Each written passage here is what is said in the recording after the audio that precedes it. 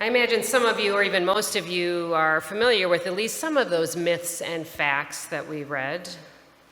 We chose to include them to illustrate the power and the damage of lies constructed around fear of the other, and to attempt to deconstruct those lies. Much of the debate around immigration is intentionally designed to elicit fear of someone else, someone foreign or different, to paint those people as a threat to our jobs, our way of life, our own value. The myths about money and productivity and how much room we have and what our capacity is perpetuate the ultimate myth that we are talking about numbers and dollars and not people. There are real human beings, children, parents, families, siblings, represented by every one of those numbers in those myths. People's stories that are linked to our own stories. You may be thinking to yourself right about now, there she goes again with another political sermon. You may feel that I shouldn't preach politics from the pulpit. I do understand the desire to find refuge from the political discourse so ugly and divisive, to find a way to shut it out, silence, or retreat from it. But I also know that that isn't possible. It's not possible to separate politics from our lives. We are here together to reflect on our common life. And therefore, I believe we must be engaged in politics from the pulpit and the pews, or the chairs, as the case may be. Silence is also a political statement. To not counter the narrative of lies with the true stories of real people is to participate in the political act of maintaining the status quo, which dehumanizes and criminalizes human beings for their desperation. As people of faith, we are called to represent our values to our leaders, the people who create and uphold the laws of our land, because that is how values are enacted. Societal laws and policies either conform to our values or they create barriers to the ways our values would be expressed in the world as we would have it. I know you didn't come here for a civics lesson. Many of you are here to seek comfort and solace in a hurting world. Many of you are holding pain, experiencing loss or anxiety, and I hold that with you, and I share your need for comfort. And what transforms us and strengthens us as we hold our pain, loss, and fear is a common purpose and a shared understanding of our interconnection to know that we are not alone. We come here to share and hear each other's stories. We come here to be reminded that the spirit of life and the source of creating, sustaining, and transforming love is available to all of us through community. We come here to experience our collective power set on making the world more loving and liberating. We are here to practice what it means to live our aspirations, to affirm that each human being has value and that we are all a part of that interconnected web of life. Last month, the poem The New Colossus, which adorns the pedestal upon which the Statue of Liberty stands, was reinterpreted by Ken Cuccinelli, acting director of U.S. Citizenship and Immigration Services. The poem, written by American poet Emma Lazarus in 1883, was cast onto a bronze plaque and mounted inside Lady Liberty's pedestal in 1903. It reads in full, "Not like the brazen giant of Greek fame, with conquering limbs astride from land to land, Here at our sea-washed sunset gates shall stand a mighty woman with a torch, whose flame is the imprisoned lightning, and her name, Mother of Exiles. From her beacon hand glows worldwide welcome. Her mild eyes command the air-bridged harbor that twin cities frame. Keep, ancient lands, your storied pomp, cries she with silent lips. Give me your tired, your poor, your huddled masses yearning to breathe free. The wretched refuse of your teeming shore, send these, the homeless, tempest-tossed, to me. I lift my lamp beside the golden door. Mr. Cuccinelli's revision was to add give me your tired and your poor the phrase, who can stand on their own 2 feet and who will not become a public charge. This to elucidate a new policy which will evaluate how likely it is that an immigrant will be a burden on current taxpayers and thus determine whether they will be allowed entry through that golden door of liberty. Aside from the fact that not all immigrants, which each with human value and worth, have 2 feet to stand on, either figuratively or literally, this qualifier is offensive to the very premise of the poem, the port of entry, and the aspirations of our country.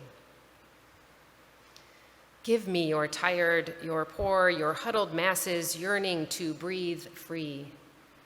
The wretched refuse of your teeming shore, send these, the homeless, tempest-tossed, to me. I lift my lamp beside the golden door.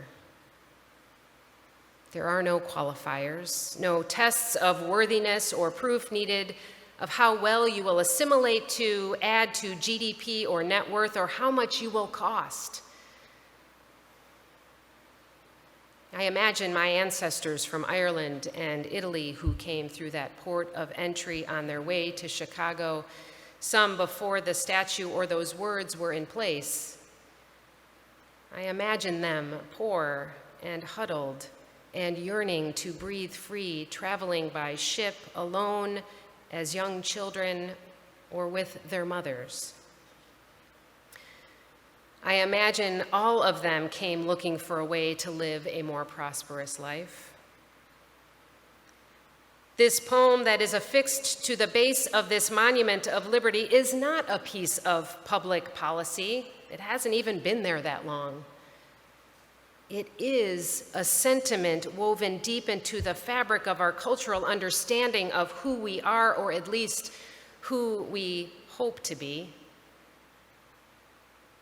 It's not an ideal that this country was built upon. Despite the words expressed in the Declaration of Independence and the words on that pedestal, this country was formed not by welcoming, but by conquering, stealing, and enslaving.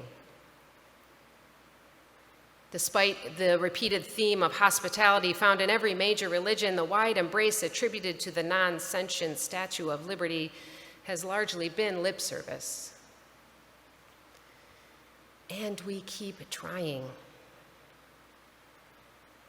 Here in this congregation, we are trying to be thoughtful about how we welcome newcomers. We say it in every service that we aspire to be an inclusive community, welcoming everyone. And so, there are different approaches to welcoming that would be useful for us to explore. One such approach was developed by Stephanie Spellers, Episcopal priest and minister of Radical Welcome. You know I love that title. In her book, Radical Welcome, Embracing God, the Other, and the Spirit of Transformation, she invites readers and communities to explore the messages, goals, efforts, and results of our actions through the different paradigms of invitation, inclusion, and radical welcome. The message of an inviting community, for example, is, come on in, make yourself at home. Here's how we do things. I hope you fit in. The inclusive community says, come on in. We're so glad you're here. You make us better. Thank you. We'll make room for you and we want to hear from you, but please don't ask us to change too much. The radically welcoming community says, you are part of us. Bring your full self, your voice, your curiosity, your culture, your insights, your gifts, your struggles. We are transformed together through our belonging to one another and our willingness to share power. The invitational community is welcoming and open, which is a place to start. The inclusive community incorporates difference but does not integrate difference. The radically welcoming community truly embodies the spirit of welcome, inclusion, and transformation. The radically welcoming community is able to share power, willing to be challenged and changed. It takes deep courage and a willingness to be uncomfortable to be a radically welcoming community. It requires a deep commitment to a larger purpose. There's no judgment here about where we are as a community or where we should be. It's all practice. And we have a tremendous opportunity right now in this interim ministry period to really ask ourselves the questions, who are we? Who do we want to be? Who is the we? What is our common purpose? And what are we willing and able to do to make manifest our shared vision? Consider this the first of many invitations to participate in this process this year of asking these questions. 2 years ago, we voted as a congregation to be an Evanston sanctuary community in solidarity with many of our interfaith partners. This resolution made explicit our commitment to take actions to oppose xenophobia and protect undocumented immigrants from deportation and the hardships such deportation will cause them and their families. We committed through this resolution to create a team and determine a strategy to educate ourselves and to support policies that protect DACA recipients and conduct Know Your Rights trainings and active bystander trainings. We have formed the Immigrant Solidarity Team, and we have hosted bystander trainings and learning opportunities about the issues impacting immigrants, refugees, and asylum seekers. We are forming relationships with community partners and finding ways to offer genuine support of their leadership. This is long, hard work, and it feels a lot like rolling a boulder up a hill, but together we can keep working at what it means to be radically welcoming as an expression of our faith. This spring, the Immigrant Solidarity Team applied for and received an endowment grant to sponsor Oscar Chacon, founder and executive director of Alianza Americas, to speak here at UCE. We had about 60 people here, UCE members and interfaith community members, to hear about the root causes of our broken immigration system and how the Alliance is working to address those causes. They strive to educate policymakers about the struggles that exist in some of the countries where many people are fleeing to come to the United States, including Guatemala, El Salvador, and Nicaragua. Many of the problems in those countries stem from decades of U.S. policies that have impoverished their economies and emboldened human drug and arms trafficking. What stayed with me most from Oscar Chacon's talk in June is the question, what would you do if your family was in immediate danger? How far would you go to protect them? What if you got a call or a visit one night from a known gang leader in your community who told you that they would be taking your daughter? Or that your son would be forced to become a gang member and a drug trafficker? Would you take your children and flee no matter what you thought might await you? No matter how high the barriers? If you were fleeing an impossible situation, there is nothing you wouldn't do to protect your family, to seek out safety and possibility, even if that possibility included the likelihood of rejection and discrimination. Not every migrant story is the same, but there are many escaping impossible situations that our nation is turning away, or housing in detention centers that are not safe or clean. We are traumatizing children by separating them from their parents without any explanation or promise of reunification. It often feels unclear what can be done to oppose policies that offend our deepest values, but it has to start with naming those values and naming when they are affronted.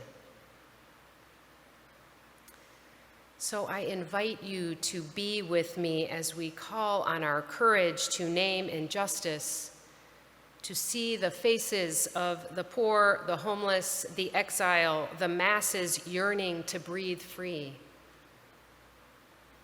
Join me as we seek out their faces, to look into their eyes and recognize our own humanity in theirs. And then together, let us look for the helpers, as Fred Rogers' mother told him when he was a boy, afraid and in crisis. Look for the helpers and ask how to be with them, to join them, transform and be transformed by them, the helpers and the helpless, the empowered and the powerless. There are many helpers here that give me hope and courage to keep looking, and lots of ways to be involved. One way is through the Illinois Coalition for Immigrant and Refugee Rights, or ICER. Dennis Wilson, member of the UCE Immigrant Solidarity Team, shares that through the end of July, ICER volunteers and staff registered over 11,000 people to vote in the state of Illinois. Registration takes place in person as new citizens exit the courtroom where they have just become naturalized citizens of the United States. Registration sign-ups take place nearly every Monday through Thursday after ceremonies in the morning and also often in the afternoon. It is easy to become trained as a registrar and help welcome more citizens to our country. And even closer to home, Jane Banner, UCE board member, shares this invitation to join the Peace and Justice team after this church service right here and the one next Sunday, to write letters to Capitol Hill in support of the Green New Deal. Now, you might be asking, what does the Green New Deal have to do with immigration? But it has everything to do with immigration and climate and economic equity and racial equity, because it's all connected. We need environmental legislation that is both strong and sensitive to the needs of the less economically powerful. We need to be mindful of the reasons why people are fleeing their homes, including climate devastation. This letter-writing campaign is part of a series of intersectional environmental events happening in UU congregations in the next 2 weeks. Many UU social justice groups have banded together to hold a lobbying event in Washington, D.C., September 15th through 17th, and they will be meeting to learn about global warming and to lobby our U.S. senators to act. Thank you. And still another way to help, the Immigrant Solidarity Team asks that you consider donating waterproof, gently used, or new winter coats of all sizes, snow boots, hats, gloves, scarves, and wool socks to help out refugee families. You can place your donations in the bins under the coat racks in the lobby, and we will deliver them to Refugee One. Friends, these aren't just announcements, right? These are ways of looking for the helpers, looking for the beacons of encapsulated lightning to discover how you too can illuminate a way. Look to the helpers and ask yourself, are you willing to be transformed as you help to transform the world? Are you able to let your heart break open a little more? To have faith that in that openness you may discover our oneness and a way through the illusions that divide us. Let us look to each other to find the helpers in all of us to be willing to transform into that collective beacon of hope, that torchlight of liberation, that radical welcome this world needs to be. Beloveds, let us join together. Let us see in one another the possibility of liberation for all. Let us be strong together in knowing that liberation is only possible if we are all free, if we see in all of us the tired and the poor and the homeless and the exile, and know that we are all one. Let us be bold enough to believe that it is possible for our vision of the world, peaceful, loving, just, and equitable, to be realized. May our faith in each other and in love and in life be realized. Amen.